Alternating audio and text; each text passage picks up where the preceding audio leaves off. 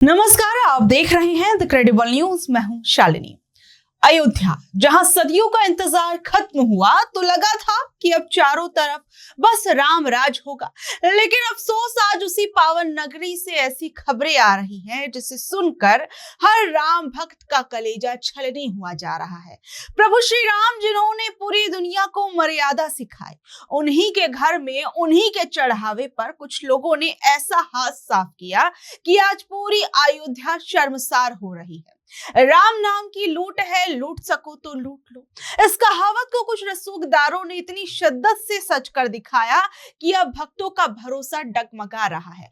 और असर देखिए कि मंदिर में श्रद्धालुओं की लाइनें छोटी होने लगी है और दान का डब्बा भी खाली होने लगा है और 80% कहा जा रहा है कि चढ़ावा कम हो गया है।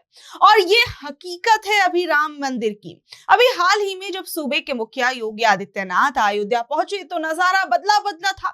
हमेशा साय की तरह साथ रहने वाले चंपत राय गायब दिखे योगी आदित्यनाथ के पास से। डॉक्टर अनिल मिश्रा का अता पता नहीं था और गोपाल राव भी सीन से आउट थे।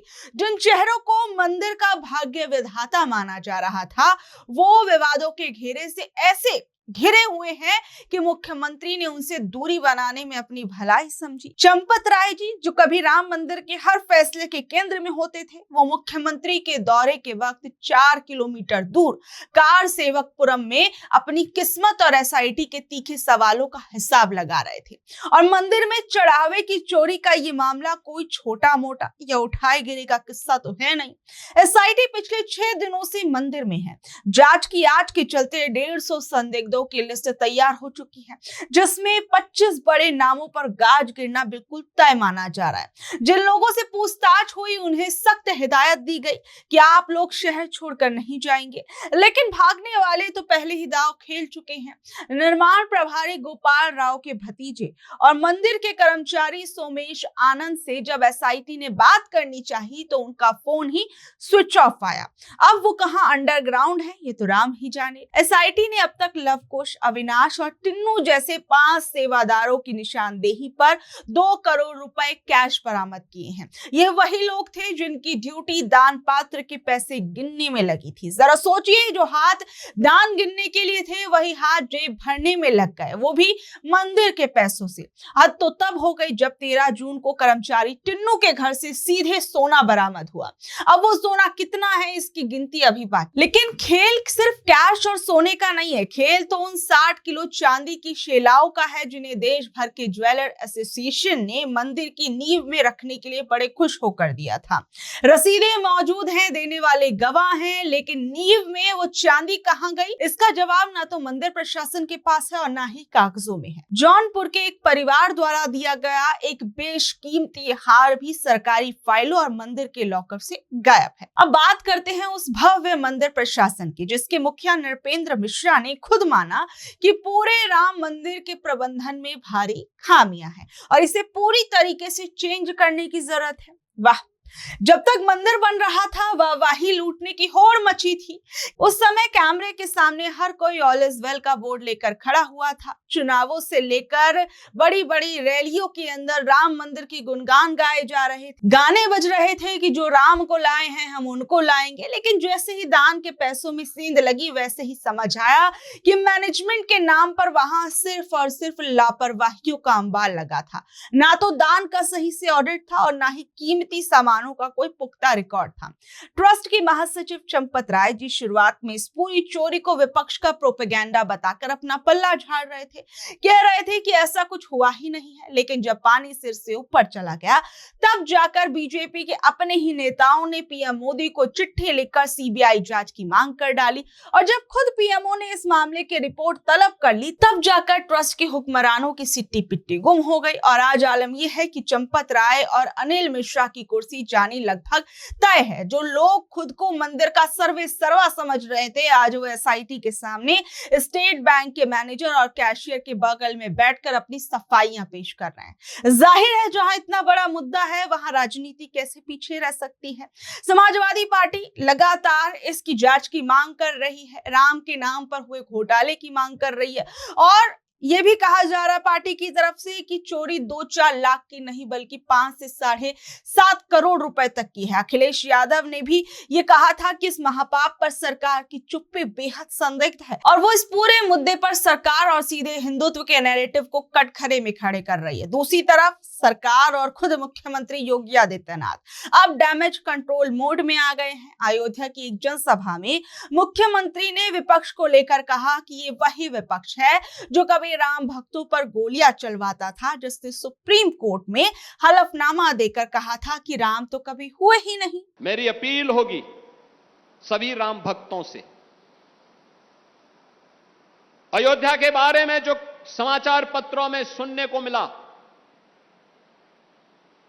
हम लोगों ने ट्रस्ट के अनुरोध पर एसआईटी जांच बिठाई है और मैं उन्हें इस बात के लिए कह सकता हूं कि एसआईटी जांच दूध का दूध और पानी का पानी करके रहेगी, उसमें कोई संदेह नहीं।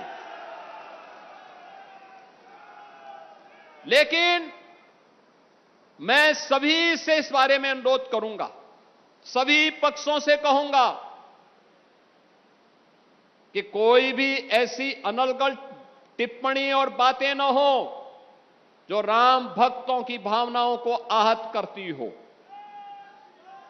राम भक्तों की भावनाओं को आहत करती हो। अगर किसी के पास कोई डॉक्यूमेंट्री प्रूफ है, वे कृपया एसआईटी को उपलब्ध करवा दें, एसआईटी को दे दें, एसआईटी जांच करके देगी।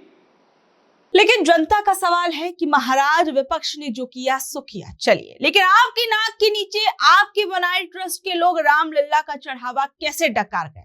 मुख्यमंत्री ने जनता से 15 दिन का समय मांगा और कहा कि दूध का दूध और पानी का पानी होकर रहेगा, अपराधी कोई भी हो बचेगा नहीं। लेकिन सवाल फिर वही है कि क्या इस 15 दिन के आश्वासन से भक्तों के मन में लगी ठेस को कम किया जाएगा?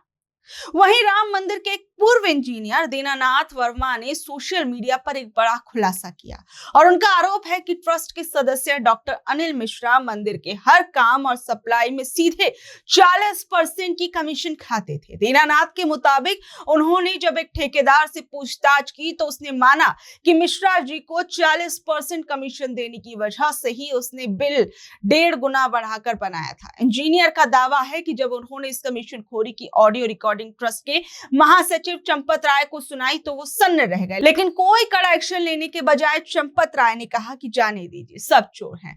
सच की आवाज उठाने पर दीनानाथ को पहले काम से हटाया गया, फिर नौकरी से निकाल दिया गया और इस खुलासे के बाद अब जांच कर रही एसआईटी ने दीनानाथ वर्मा को फोन करके सारे सबूत देने के लिए बुलाया है और पूछताछ के लिए बुलाया।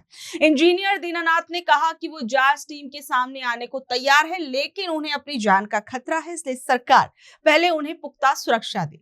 देखिए, एसआईटी अपनी जांच पूरी कर लखनऊ लौट रही है और सोमवार को ये जो रिपोर्ट जिसका इंतजार किया जा रहा है वो मुख्यमंत्री योगी आदित्यनाथ को सौंपी जाएगी। इस रिपोर्ट के बाद कई बड़े चेहरों के मुखौटे उतरेंगे, लेकिन सवाल वही है कि अगर उन चेहरों के नाम सामने आ भी जाते हैं तो क्या उन्हें सजा मिलेगी? भक्तों की भक्ति के साथ जो खिलवाड़ किया गया है, जो उनकी आस्था पर चोट की गई है, क्या उन लोगों को सजा दी जाएगी? कई बड़े पदों से इस्तीफे कहा जा रहा है कि हो सकते हैं, लेकिन क्या ये सिर्फ बातें रह जाएंगी या फिर सच में ऐसा कुछ होगा? लेकिन इस पूरी कहानी का सबसे दुखद पहलू यही है कि चंद लोगों के लालच ने करोड़ों सनातनी भाई बहनों की आस्था पर एक ऐसा दाग लगा दिया जिसे धोने में वक्त लगेगा। अयोध्या को बदनाम विपक्ष ने नहीं, अयोध्या को बदनाम उन रसूखदारों और चोरों ने किया जिन्हें राम के नाम से ज्यादा राम के नाम पर आने वाले पैसे से प्यार था। सरकार को अब सिर्फ चेहरों को नहीं बदलना चाहिए, बल्कि उस पूरे सिस्टम को बदलना चाहिए, जिससे भविष्य में ऐसे कोई भी मंदिर के दान पात्र की तरफ आंख उठाने की हिम्मत ना कर सके। जनता देख रही है कि रामलला भी सब देख रहे हैं। इंसाफ की उम्मीद में पूरी अयोध्या और पूरा देश टकटकी लगाए बैठा है, लेकिन अब ये देखा जाएगा कि क्या उन लोगों को वाकई में सजा मिलेगी जिन्होंने राम भक्तों की भक्ति के साथ खिलवाड़ किया, उनकी आस्था के साथ खिलवाड़ किया। बहरहाल आप लोग इस खबर पर क्या कुछ कहेंगे, नीचे दे कमेंट बॉक्स में अपनी राय जरूर बताइएगा और ऐसी अपडेट से जुड़े रहने के लिए देखते रहिए द क्रेडिबल न्यूज। मैं हूं शालिनी, धन्यवाद।